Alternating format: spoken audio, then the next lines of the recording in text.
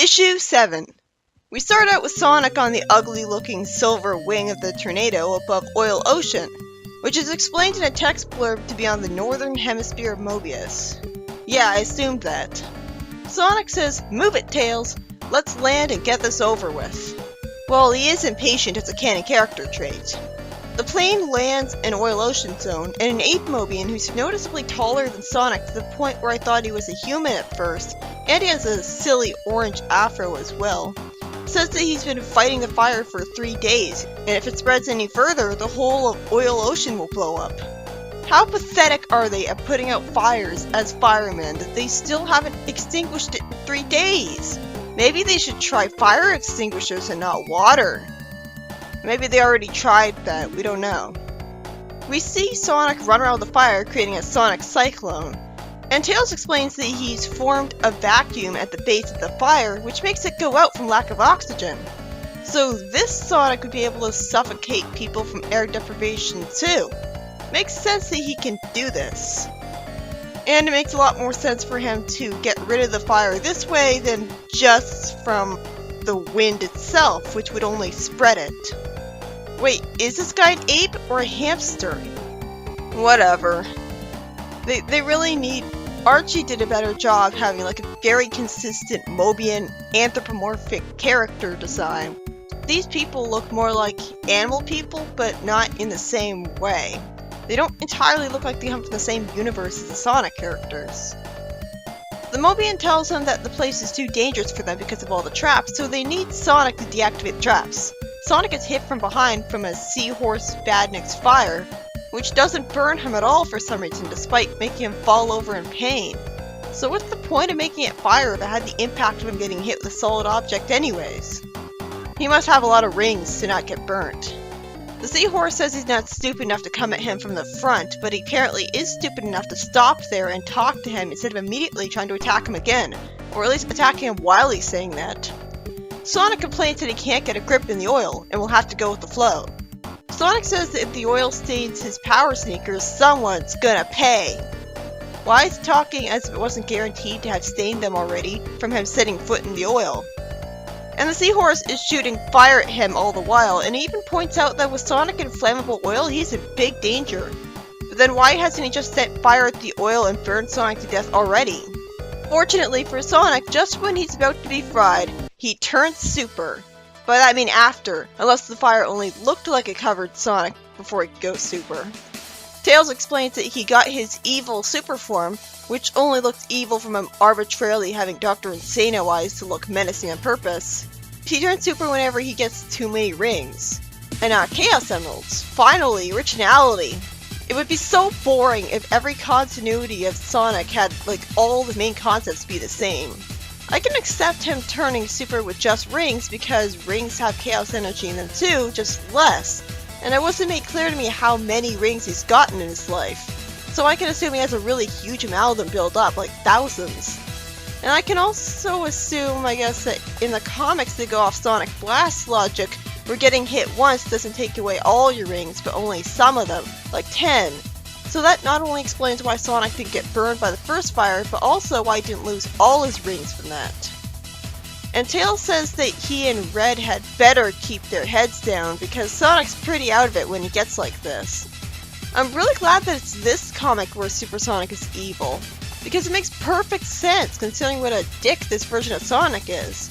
It's like the perfect manifestation of the darkness in his heart, making him go insanely violent and sadistic when he has too much chaos energy in him, because he lost control of his restraints and gave into what he really wants to do all the time. Fight! Use his powers in a satisfying way by destroying things. It's like when Perfect Chaos became an evil, violent monster, because he used the negative power of the emeralds. Sonic in this comic is more of a jerk, so he uses the negative power of the chaos energy. He goes super when he's mad and frustrated because he knows he needs to do it and thus his ego is bruised. So he goes super out of spite. Of course he'd be evil this way. But what confuses me is that Tails knows they're in danger, so that implies that Super Sonic has tried to attack him before, or he wouldn't know to keep his head down. Then how has Super Sonic not killed him by attacking him at supersonic speed by now? That's the big problem that's going to be with Super Sonic.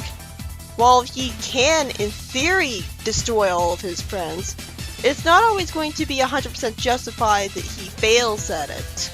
They obviously have plot armor, but it still racks up the tension pretty well. Tails is pretty lucky that he got distracted from them. Sonic taunts the Badnik like an elementary school bully, but once he frees the animal, he smirks, sadistically eager to kill it because he probably just sees it as another target to have fun beating up. And ironically, the good in him is shining through because of the sheer fact that he's saying, "Don't worry, little buddy, this is only gonna hurt for a second." So he's trying to reassure him when he's about to kill him when he doesn't have to. Tails then goes in front of the rabbit as Supersonic's charging at it and somehow hasn't already hit it with his supersonic speed by now. He tells Sonic he's making a mistake, and Sonic implies he doesn't even recognize Tails, just saying the rabbit has friends and he doesn't care, he'll take them all out. Fortunately, all Tails has to do is remind Sonic they came here to help, I guess not having enough time to explain how they were helping, and this is enough to get Sonic to snap out of it and return to normal. Like, you could have at least explained that his ring energy happened to be exhausted at that very moment. That would have made more sense. Sonic explains that he turned super from all the ring energy he's absorbed over the years and says that he somehow tapped into the energy and changed. He's talking as if this is the first time he ever turned super, and Tails just asked him what happened, as if that's the case, when earlier on, Tails was talking like he had experience with Supersonic before, so that was sloppy. And the story ends without us getting to actually see Sonic deactivate the traps in Oil Ocean, which was pretty important to the plot. This issue was by Nigel Kitching, and it was about Sonic and Tails going to Oil Ocean Zone so Sonic can get rid of a fire with his wind speed power. I like that it's explained that he's creating a vacuum of air. It makes more sense than him getting rid of the fire by using wind to blow it out when that would only spread it to the oil and make the whole place blow up. But how incompetent were these firemen to have taken 3 days trying to get rid of the fire to no avail, and why did they take so long to call Sonic for help? What, are they stubborn? However, after Sonic's asked to deactivate the trap so everyone can get out of here safely, the story is completely sidetracked when Sonic turns super. I love how Supersonic is evil in this comic. It's really cool, making Sonic prove he has an evil side that makes sense since he's always been shown to love fighting. And it comes out when he needs that power the most, making him consumed with violence to make himself happy. A big downside to him going super, so it feels like kind of less of a get out of jail free card because it comes at a price. He reminds me of Super Scourge if Super Scourge didn't hold back and was an actual threat as a result. Except he's not an actual threat because the characters will all have plot armor against them. But in theory, I mean. The only sort of problem I have with the story is how, even though Sonic forgot who Tails was, he was able to remember that he came to this place to help without being told what he was helping with, and rather than questioning Tails, he transformed back just like that. And worst of all, Tails started talking as if he never went super before when he blatantly said he did before at one point. I think they should have explained it as he ran out of ring energy by coincidence, and that would have made a lot more sense than this. Other than that, and the lack of originality since we're just in Oil Ocean Zone from Sonic 2, this was the first genuinely good story in the comic. Though all the other stories before this were alright, but they didn't have a gigantic lack of logic problem. This just has stupid dialogue at one point.